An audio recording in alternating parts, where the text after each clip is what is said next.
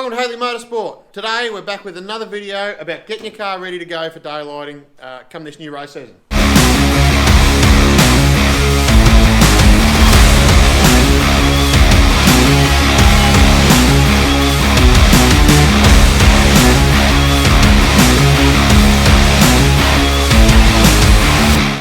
So today we're going to talk about a couple of the other things involved with the chassis that need to be right before we can go racing. So first things first is head protection bars. You need the head protection bars before they'll let you on the track. It's not going to happen if you don't have them on there. There's a couple of different versions. This is the nice weld-in ones. There is some very similar to this, which are just bolt-on, clamp-on, which are fine as well, fine to use.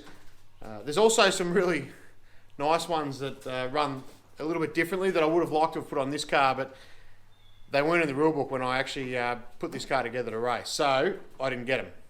But I'll stick a photo of them up here so you know what I'm talking about.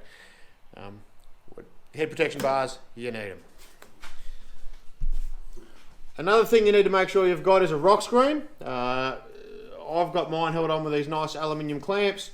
Hose clamp at the top. Hose clamps are fine, you don't need anything too fancy, but you do need it on there. I actually came across a photo of a car on Facebook the other day with a caliper wedged in here that had come off another car.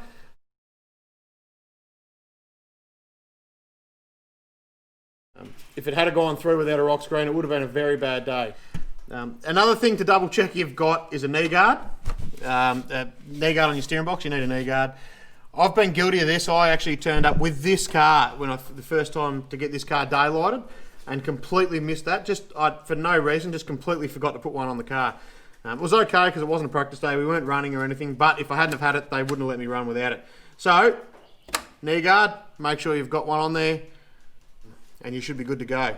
And the last thing to double check is your Nerf bars. Now, once upon a time, you didn't have to have them bolted like this, and we still get the odd car rolling through with like R-clips or cotter pins through them. It's in the rules to have them bolted in now, so you need to have them bolted.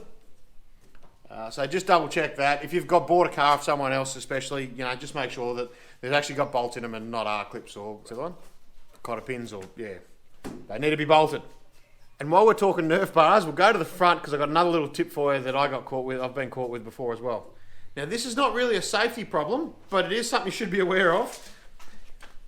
The rules in the rule book state that front Nerf bar is not allowed to come out more than 200mm. As you can see, that one's under 200mm, about 190mm, about 170mm there. But when you buy a new Nerf bar, they're actually made a little bit too long. If I put that in there and just drilled the holes and mounted that where it is, and put that on there, that would be about 210mm, which is illegal. So you need to knock 10 or 15mm off the back of them. They're not going to knock you for racing for that one, but they will write in your logbook and make sure you get it fixed up before the next race meeting.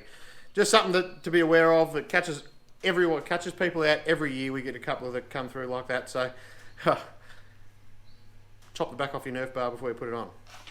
So that's it for today. A shorter one, that one, but important nonetheless. If you missed the first one about seats and seat mounting and seat belts, I'll put a link to that one up here. Go and check that out. That was the first one in this series that we did. Again, if there's any concerns that you've got with your car and you're not sure about what you should be doing, please message the Victorian Wingless Sprints Facebook page or me, and I'll hopefully point you in the right direction or point you to someone who can tell you the right thing to do. We'd rather you have your car right and safe and ready to run than turn up and not be able to have a go. That's it for today. Like always, like the video, subscribe to the channel. If you've got any questions, leave them down below. Hopefully, we'll see you at a track real soon.